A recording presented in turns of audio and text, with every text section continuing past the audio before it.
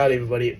My name is Ashley Kirscher, and y'all brought me here today to kind of help resolve and offer my conflict management services to y'all today.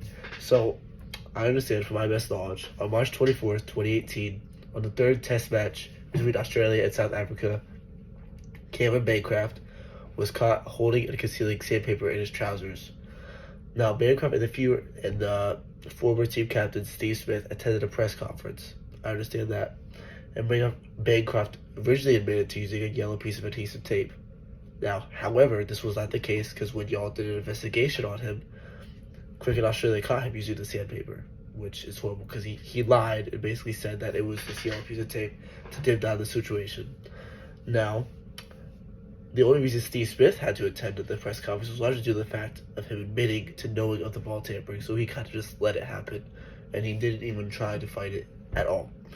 Now, the conflict is that Cricket Australia sent them both home immediately and hence banned them for 12 months from all international and domestic cricket and eliminated them from all leadership positions. Now, that is a big punishment. This punishment has never been enacted on any other player that's had this happen to them before. And this is their livelihood we're talking about. This is how they make their money. This is everything. This is their job. It's like getting fired for 12 months.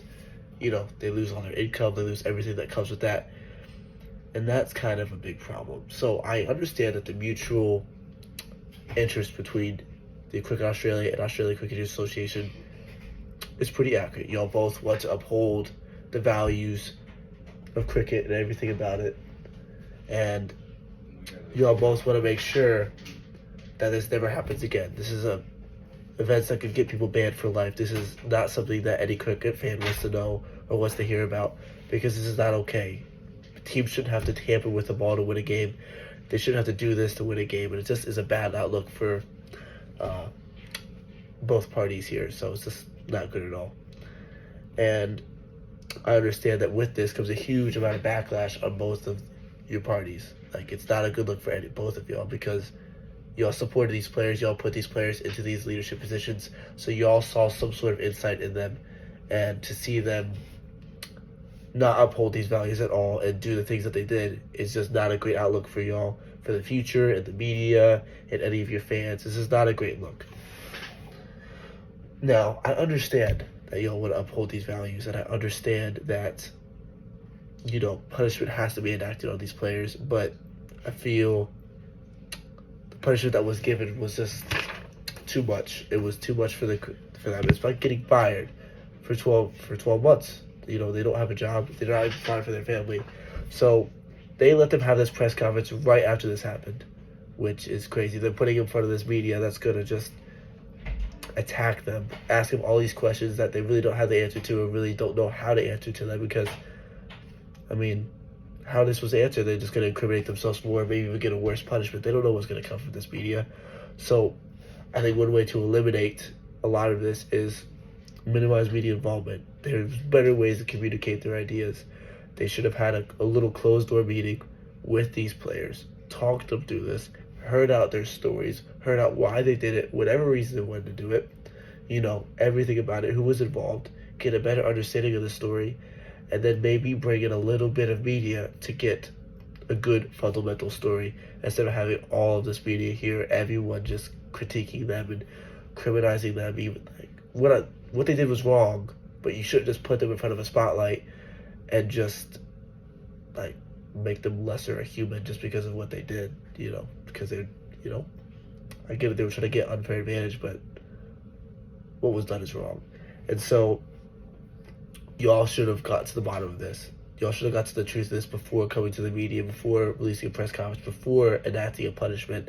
Y'all should have had a lot of talk and a lot of time to think about the decision that you should have suspended them for a while or suspend them for a while until you get to a decision instead of just banning them for 12 months in all leadership positions at all, because they still have the values that y'all saw in them when the teams put them in that position. Those values don't just disappear overnight just because they did what they did. It was a stupid mistake, but they should be able to garner those leadership positions back again instead of just never being able to get them again, because that just, why would they want to play? They could never move up. They're just going to be a normal player. And so I think it's just hurtful for them and hurtful for cricket because these players were good people. Like, you know, this one mistake should ruin that. And obviously, we know about the lying. Bancroft lied originally to everyone about what he did and how he did it, and only after the investigation did he finally admit the truth that it was sandpaper. And so that's another reason, building off the fact that there should have been some sort of closed-door meeting, some sort of minimal media meeting to get to the bottom of the fact and then create a good punishment. Now, that was a negotiation. So basically, the problems that need to be resolved is the public. The public needs some sort of punishment. There needs to be some sort of punishment. They're mad, they're angry, like, it's not okay. Like, no player should have to cheat to win the game, or for whatever reason. It's not fun to watch. It's not fun to hear about. I mean, it's going to garner a lot of backlash for both companies, for the Cricket Association and everything, because, it's just not a good look. It'll never will be a good look. So minimize what the public hears, basically. You need to have a good story for the public, and you need to have an accurate, good story with a good punishment that isn't too much.